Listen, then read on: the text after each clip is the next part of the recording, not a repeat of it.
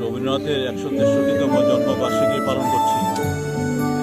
এটা আমাদের দেশে বিভিন্ন জায়গায় এবং ত্রিপুরাতেও আমরা সেটা অনুষ্ঠিত করছি। আজকে এই রাজ্যের বিভিন্ন অঞ্চলে রবীন্দ্রনাথের স্মরণ করতে গিয়ে বিভিন্ন অনুষ্ঠানের আয়োজন করা হয়েছে। তথ্য সংস্কৃতি দপ্তরের পক্ষ থেকে রাজ্যের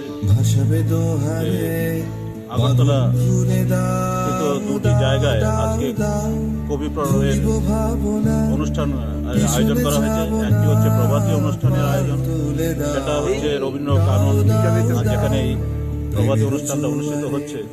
দ্বিতীয় পর্যায়ে আজকে সন্ধ্যের সময় আমাদের রবীন্দ্র শতবার্ষিকী ভবনে আরেকটি অনুষ্ঠানের আয়োজন করা হয়েছে।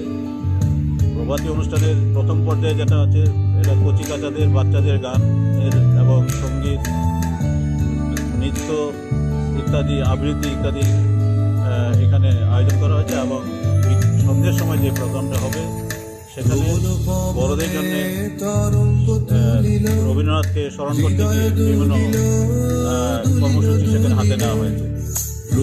আর আপনারা জানেন, চিরাচরিতভাবেই আমরা আমাদের এই রাজ্যে রবীন্দ্রনাথকে স্মরণ করি ওনার জন্মদিনে।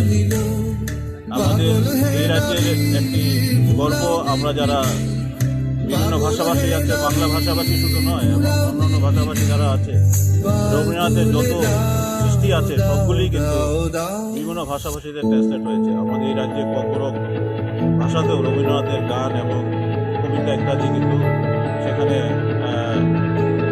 অনুবাদিত হয়েছে এবং চর্চা করাও হয়।